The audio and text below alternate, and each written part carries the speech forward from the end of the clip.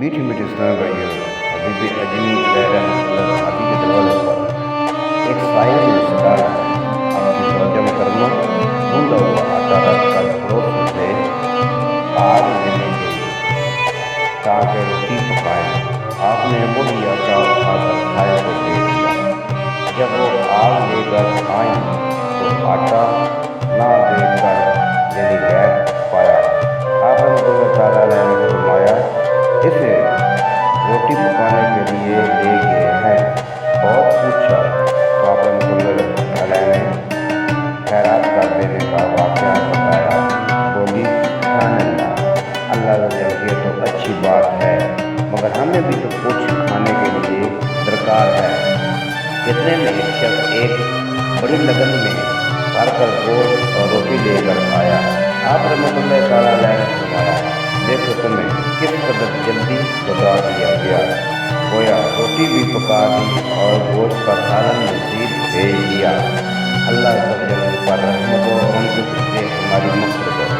میٹھے میٹھے اسلام بھائی، دیکھا آپ نے خدا میں دی جانے والی چیز ہر چیز ضائع نہیں ہوتی، آخرت میں اجر و ثواب کی حقدار ہے۔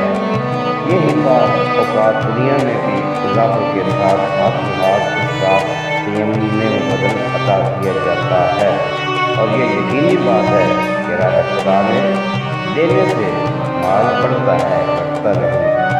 جیسا کہ حضرت سیدنا ابو ہریرہ رضی اللہ تعالیٰ عنہ فرماتے ہیں، دو عالم کے مختار مدنی مکی سرکار محبوب پروردگار صلی اللہ تعالیٰ علیہ وسلم نے ارشاد فرمایا، صدقہ مال میں کمی نہیں کرتا اور اللہ تبارک و تعالیٰ معاف کرنے کی وجہ سے بندے کی عزت بھی بڑھاتا ہے، اور جو اللہ عز و جل کی رضا کی خاطر انکساری کرتا ہے تو اللہ تعالیٰ اسے بلندی عطا فرماتا ہے۔ صلو علی الحبیب صلی اللہ تعالیٰ علیہ وسلم۔